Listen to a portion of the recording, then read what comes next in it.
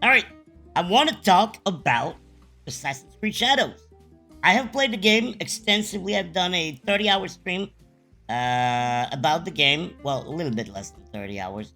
And then I've done quite a few subsequent streams.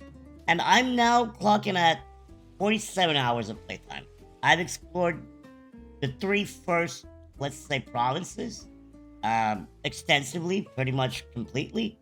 And yeah, I want to talk about it, knowing a little bit about what I'm talking here. And I want to say this amidst all the controversies about, cultural insensitivities and being culturally and historically inconsequential or disrespectful by portraying Yasuke as a samurai who it's very much debated that he was not um, about a lot of there's also a lot of grift within all that's been marring the game, and a lot also is self-inflicted by Ubisoft that tried to portray themselves as a very progressive, open, DEI forward kind of company, and by virtue signaling that they were so culturally sensitive that they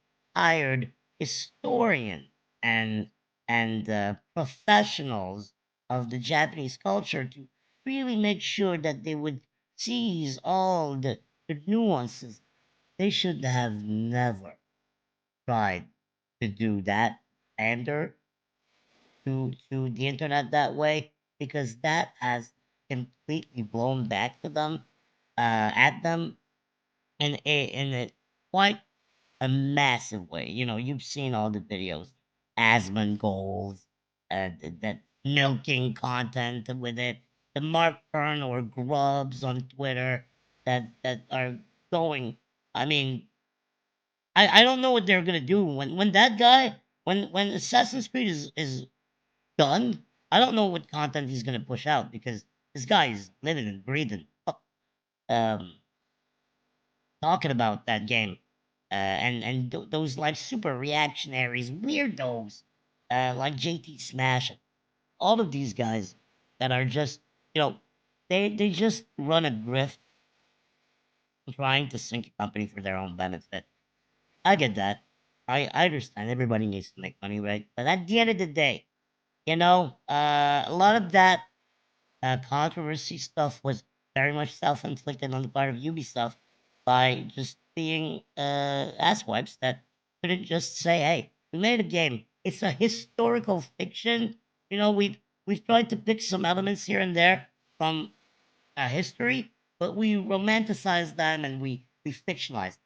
So none of it really mattered. It would have been the end of it. It would have been the end of those talks. And we would have all either enjoyed or not enjoyed their product. Now, everybody and their mother has an opinion about it. So I'm going to have one, and I'm going to tell you, I played the game. It's good. It's a good game.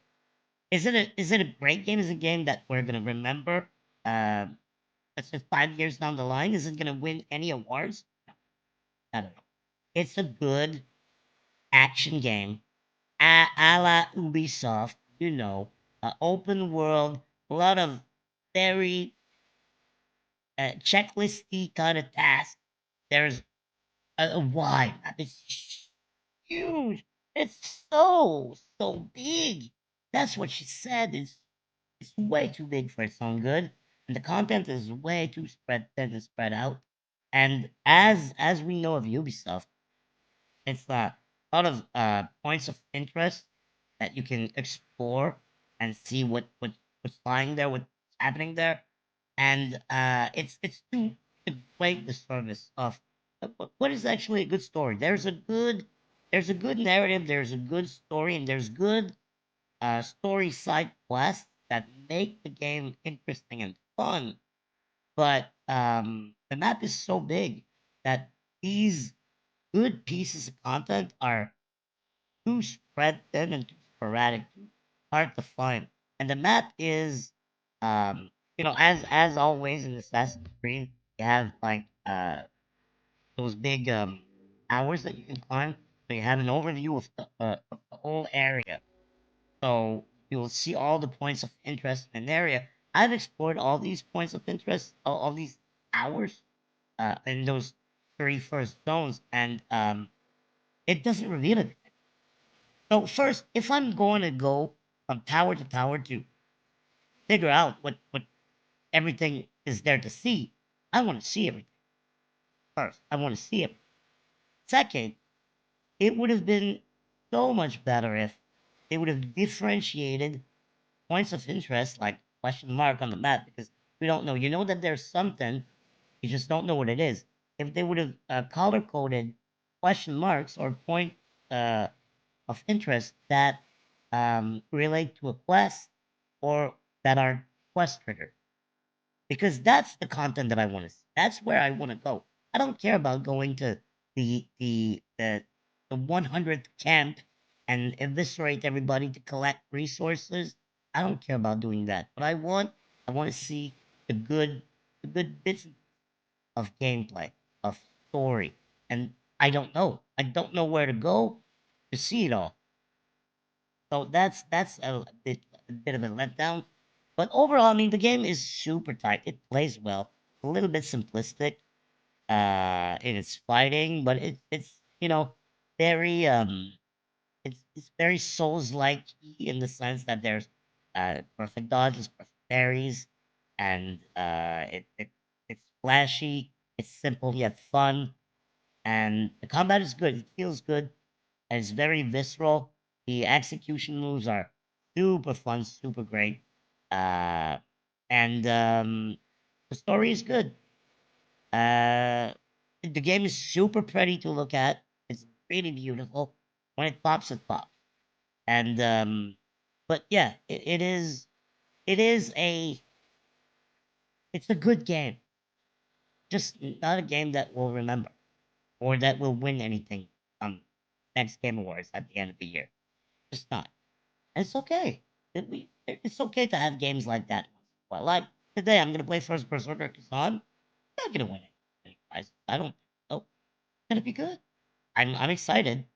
And until we find the next like great game, like the Kingdom Come or the Monster Hunter Wild or the Doom, the Dark Age that's coming up.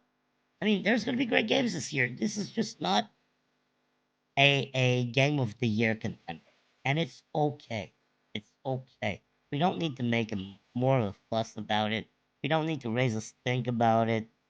At the end of the day, it's a very fine game. It's an 8 out of 10 ish, not a deal. Um, my gripes is that I want to see where to go to get through the meaningful parts because if I go to every point of interest in the game, I'm gonna be there 180 hours, and there's too many good games for me to do that. So that's a problem. But for somebody who buys one game once in a while, it's a great game to buy. You buy it, you're gonna have 180 hours of fun in it. It's a very open world sandbox kind of deal. You're gonna have tons to do, tons to see, and that's pretty much all you want when you buy 2, 3 games a year. It's okay. It's gonna fill up that time, that leisure time for sure. But for me, I play everything. I want to see everything. I want to do everything. So 180 hour, I can't afford that. I stream 20 games, and I need to move on to the next. So for me, it's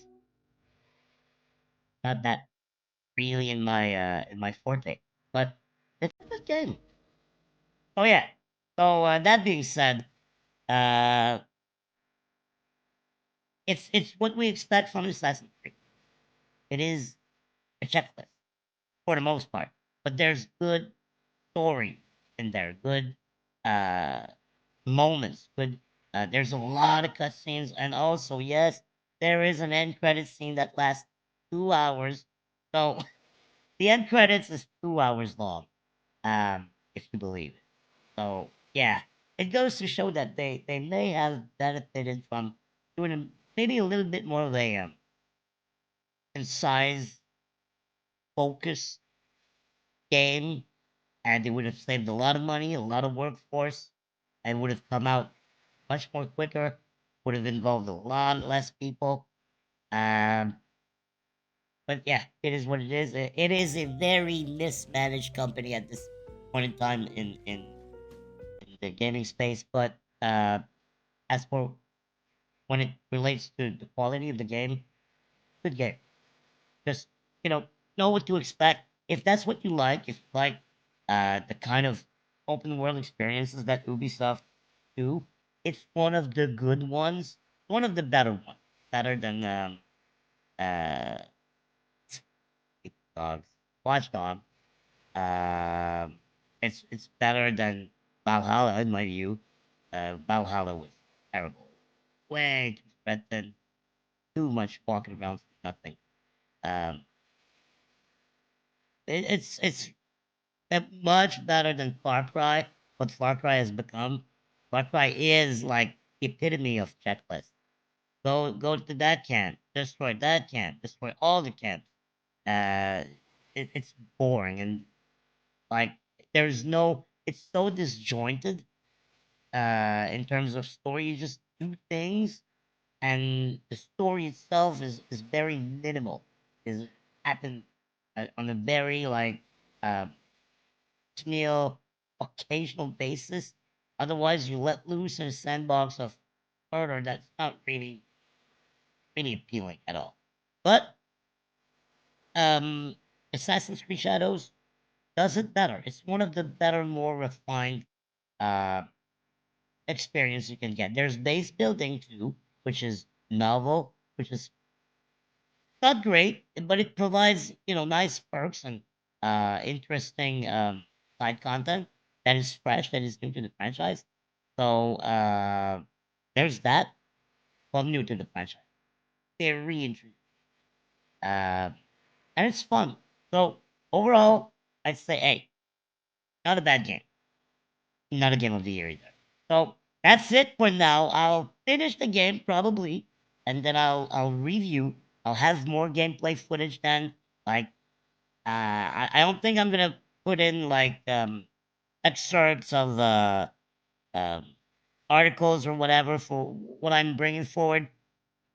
Just know that the game has been marred in overabundance of controversies, most self-inflicted by Ubisoft, but it happened.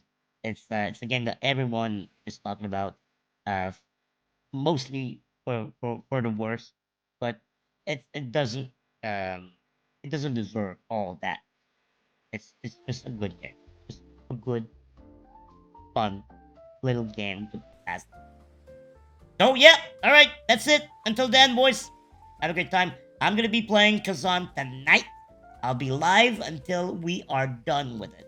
So if you want to see that, hey, you know where to look at, and I'll probably do a lot of videos about it because it will be fun. So it's gonna be a Souls like, by the way. So for those who are craving a Souls like, very stylish, very fun, very action packed, a little bit more forgiving. So if you're not too keen on Souls like, maybe that one would suit your forte a little bit more, a little bit more forgiving. That being said, boys, have a good day. I'll see you in the next one. Bye.